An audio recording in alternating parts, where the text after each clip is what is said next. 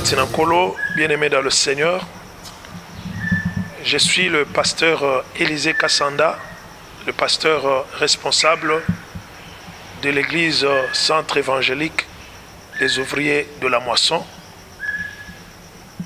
Tozali na commune à Bandal, na avenue Mbavu numéro 88. Bien-aimé dans le Seigneur, Bana Nzambe, il y a église centre évangélique les ouvriers de la moisson. Je crois que nous serons bilingues. Nous allons parler et à la fois en français et aussi en lingala pour permettre à toutes les couches de la population de nous entendre, de nous capter et de nous écouter aussi. Aujourd'hui, nous allons parler sur les causes spirituelles de cette pandémie de coronavirus. Parce que nous, en tant qu'enfants de Dieu, bisoba nanzambe soki likamboye mokana nanzambe yebisi biso na Ecclésiaste chapitre nango 7 le verset 14 mokana nanzambe zoloba ke au jour du malheur réfléchis. Donc ezali na tina ke to banza to kanisa, on doit prendre du temps de réfléchir, de méditer pour que nous puissions nous retrouver et tirer des conclusions par rapport à la pensée de Dieu. Oui, bien-aimés dans le Seigneur, je voulais dire ceci.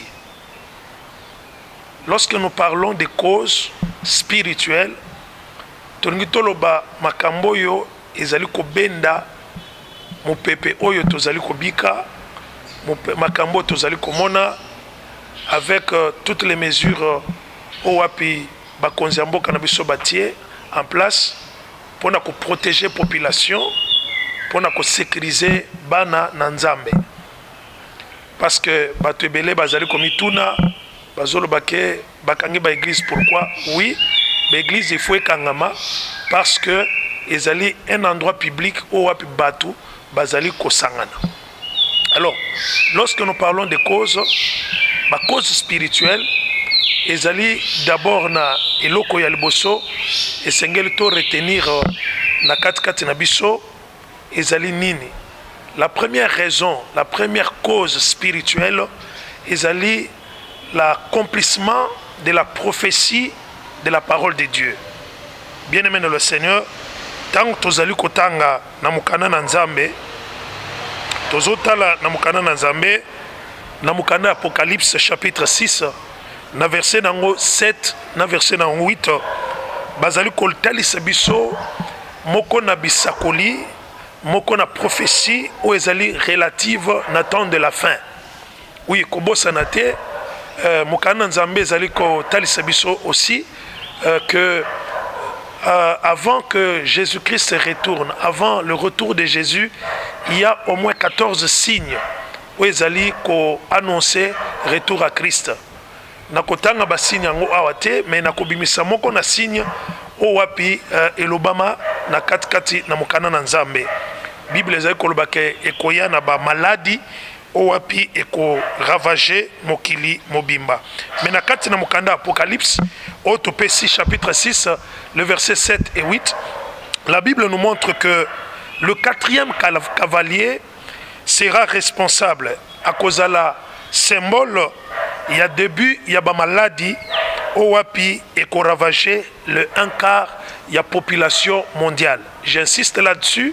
Na kati na prophétie, il y a Bible, Apocalypse, bazali kotalisa biso que le quatrième cavalier ezali symbole, il y a ba maladie na ba douleur owapi ko na mokili pona tina ko ravager un quart il y a population. Donc ezali important, bien-aimé dans le Seigneur, pe Bible ezali ko ajouter ko loba était ekozala ravage moko, destruction moko owapi ekozala accompagné na ba violence, ekozala accompagné pe na ba famine na kati nango.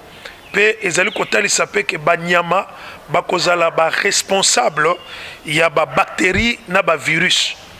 Alors ce que on dit bien na ba information ba yebisi biso que maladie oyo ezali ko sala ravage na monde mobimba et déstabiliser économie mondiale. Maladie oyo euti na kati na moko na nyama o bazali ko benga pangolin. Donc aux autres trouver que oyo ezali ko salema wana ezali pe moko na kati na prophétie o wapi ezalaki kolobama utamela biblia. Bien-aimés dans le Seigneur, ezali important que les enfants de Dieu comprennent ces choses et que bananzambe bazala vigilant, bayebana ko senzela dans la prière, bayebana ko senzela na katikati na méditation ya parole de Dieu. Bien-aimés dans le Seigneur, malgré la technologie, onyoso ekosalema, ce que le Seigneur avait dit, c'est ce qui est en train de s'accomplir. Alors nous devons vraiment tirer attention. Yo mwa nanzambe nanda kozali, yo place ozali, même place okenda kosala musala, avant bima, zwa vraiment temps ya ko prier. Parce que ezali na arme owapi et koko détruire virus loko la prière ezate. Ndeko na ngai, en dehors de ba mesure owapi gouvernement mokonzi mboka na biso alobi, et Seigneur, to mettre en pratique tout le monde, les enfants de Dieu, les pasteurs, les servantes, les serviteurs de Dieu, nous sommes soumis à obéir parce que tangu okokufa, Saint-Esprit a kokolelate. Soko kufi Saint-Esprit azokende et pas ya mutu mususu musala na nzambe ekosali makaka église bandimi baroya kaka na kati na église. Donc toi homme de Dieu, tu dois savoir te protéger et protéger aussi les fidèles o wapi bazali na charge na yo bampate wapi nzambe apesaki yo. Bien-aimé dans le Seigneur, deuxième raison o wapi ezali cause ya makambo nyonso yo ezali nini tozali koloba mokili oyo tofandi, le monde oublie beaucoup plus vite les choses qui se passent. Bien-aimé dans le Seigneur, deuxième raison que je vais avancer ici, je vais prendre une raison scientifique. Raison scientifique ezali nini? Hippocrate moko na batu ya mayele, batu ya mwanya, alobaki boye, alobaki que soki lelo ba épidémie ezali ko se multiplier na katikati na mokili, ezali à cause ya modification owapi ba civilisation ezali ko apporter na katikati na mokili. Bien-aimé dans le Seigneur, c'est-à-dire esengeli que to veiller à partir même ya Moyen-Âge, tozomona que na Moyen-Âge ezalaki na ba épidémie ebele et yaka na mokili. Ezana ba épidémie comme tuberculose et ça la ravage na mokili, et ça na épidémie lokola ba choléra et ravage mokili, ba fièvre typhoïde, peste noire. Tozali kotala comme na l'an 1348 ezalaki na peste noire owapi et ravagaki et détruisaki 30 millions ya ba européens et bomi 30 millions ya ba européens. Bien-aimé dans le Seigneur, donc ezali makambo ya ko négliger te, tozali komona pe na kaka na moyen-âge yango la variole et ya ki pe na koboma 100 millions des indigents owapi bazalaki bamemaki bango na Amérique. On peut comprendre que ce sont des choses qui arrivent, bien-aimé dans le Seigneur, ezali parce que civilisation mokili ezali koluka ko transformer le monde. Alors comme conséquence, ce sont les pandémies, les épidémies. Parce que ozoyo kake lelo ba médecins, ba nutritionnistes, bazali ko agencer plusieurs arguments. Lelo batu bazana facilité à kolia musuni mubesu. Soki pangolais yango bato kisaka yango vraiment na degré o esengelaki. Donc bato bakoki kobela te. C'est parce que bazo tokisa yango neti pété. Alors bato bazo lia biloko ezali tellement cru, na raison que ça améliore notre santé, mais de l'autre côté ezali pe ko déstabiliser santé na biso. Vous comprenez que deuxième cause o wapi ezali ko détruire mokili ezali à la base des épidémies, ezali la modification des civilisations, la modification oyo wapi ba civilisation ezali ko apporter. Comme actuellement, c'est ce que le 21e siècle ezali dominer plus la technologie. Soko landi malamu on comprend qu'il y a beaucoup de gens qui déplorent l'apparition de G5 dans makambo etali communication sur l'internet. Ezali na ba physicien bazali koloba ke lelo à cause il y a G5 G4 ozomona ke lelo ba rayon X ezali ko détruire beaucoup plus l'immunité ya nzoto ya mutu. Donc ozo comprendre que ce sont des modifications au api civilisation ou la technologie et yakina kubimisa. Alors ezali pe moko na ba cause au api ezalaki kobendaka makambo ebele lokola ba maladie na katikati na mokili. Troisième cause, au apitoko ko avancer, ezali cause ou ezali spirituelle. Ezali pe moko na cause il y a désobéissance, il y a liloba na nzambe na katikati na batu na katikati na mokili. Mokana nzambe ezali koloba na Deutéronome chapitre 28 à partir du premier verset jusqu'à na verset 28. Okope kotanga yango mokana nzambe zolobisa biso makambo nzambe alobi si vous obéissez à mes commandements je vous donnerai la supériorité sur toutes les nations de la terre. Aujourd'hui batu bazangi supériorité likolo ya ba maladie likolo ba bitumba c'est à cause il y a désobéissance penza malobi ke soki bo désobéir na liloba na ngai botala bokozala frapper na ba maladie.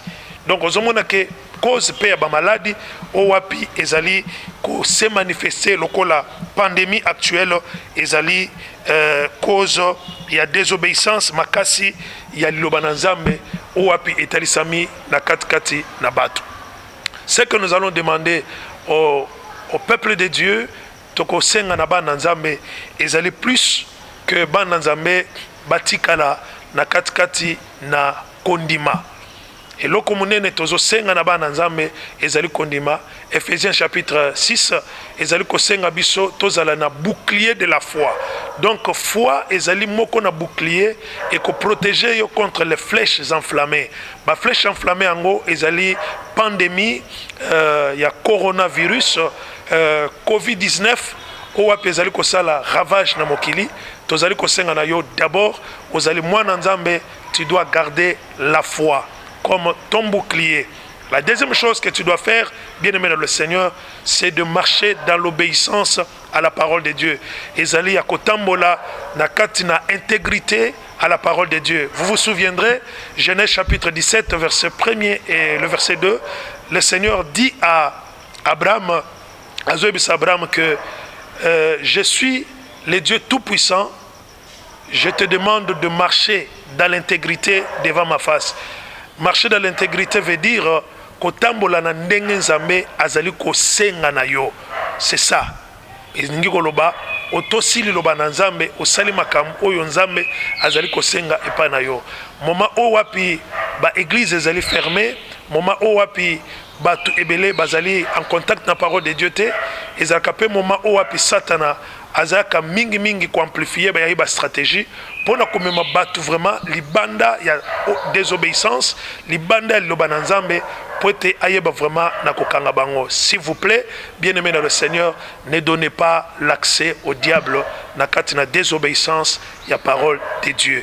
Tu dois marcher dans l'obéissance. C'est une bonne occasion oyo wapi salemi pona ngai nazoloba ke ezali eloko moko mutuya potoye ba véritable chrétien na ba owapi bazalaki ba ramasi na kati na ba église tokoyeba bango sikoyo véritable chrétien akoza na vie ya prière akotosa eloba na nzambe azokende musala na ye ndenge wapi l'état apesi mitindo mais ayebi peke no na suka ya semaine na suka ya mois esengeli afuta dîme na ye afuta offrande na ye convenablement. Donc na moment oyo tokoyeba qui est véritablement enfant de Dieu, véritablement chrétien et qui ne l'est pas. Donc après kozalaka na kondima esengeli mutu ayeba na ko tosa loba na nzambe pe eloko ya suka na ko senga na yo ezali vie à prière. Bible dit que résister au diable, il fuira loin de vous. Donc tu dois résister au vent de la maladie, tu dois résister au démon de la maladie. Parce que la Bible dit, je vous ai donné le pouvoir de marcher sur le serpent, sur le scorpion, sur toute la puissance de l'ennemi et rien ne pourra vous nuire. Bien-aimé dans le Seigneur, vraiment que cette pensée que nous venons de te donner puisse t'éclairer. Tu dois comprendre que ce qui s'est fait, c'est d'abord l'accomplissement de la prophétie de l'Apocalypse. Deuxièmement, c'est quelque chose au wapi ezali issu na modification ya ba civilisation ndenge wapi batu bazali koluka ko modifier toujours ce que Dieu a placé bazolinga ba déplacer yango batia yango na ndenge bango bazali kosengela okokanisa ke tango batu babandi kotonga batu balukaki batonga tour de Babel basala ya bango ematelo ascenseur bakoma tina place nzambe azalaki na intelligence ya boto mais nzambe ayaki na kokitisa confusion. Tout ça ezali bilembo o apinza bazali komema confusion na katikati na makambo batu bazali ko s'imaginer avec leur intelligence. Bien-aimé dans le Seigneur, et l'autre sengeli o retenir paix que sengeli o sambela o garder la foi ndenge tolutaki kotalisa yango. C'est cette petite exhortation que je viens de te donner. Je suis le pasteur Élisée Kassanda Mokubai, je suis le pasteur responsable de la communauté Centre évangélique Les Ouvriers de la Moisson, 688 Mbavu, commune de Bandalungwa. Que mon Dieu vous bénisse abondamment. Les nations sont bloquées, l'économie est bloquée, confinement total, crise financière, les nations entières ont fermé les frontières, entreprises fermées, écoles fermées, commerces fermés, restaurants fermés, églises fermées. Les événements sont annulés, plus de rassemblements, des deuils solitaires, des drames qui ont lieu en secret, angoisse, peur, stress, égoïsme, désobéissance. Voilà ce qui arrive lorsqu'on rejette Dieu. Nous ne voulons pas de Dieu dans les écoles, nous ne voulons pas de Dieu dans les entreprises, pas de Dieu dans nos vies. Nous ne voulons pas obéir aux commandements. Dieu est gentleman, là où on ne veut pas de lui, il ne vient pas.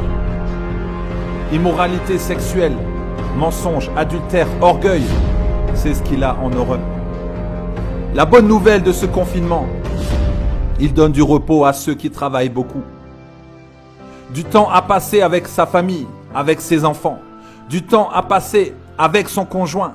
De l'ordre à mettre dans sa maison. De l'ordre à mettre dans ses pensées. Du temps pour soi. Du temps pour la réflexion, pour la méditation. Du temps pour prier. Du temps pour se repentir. Du temps pour aimer son prochain. Du temps pour encourager. Du temps pour chercher Dieu. Il est là, il t'attend. Jésus revient bientôt. Que Dieu vous bénisse.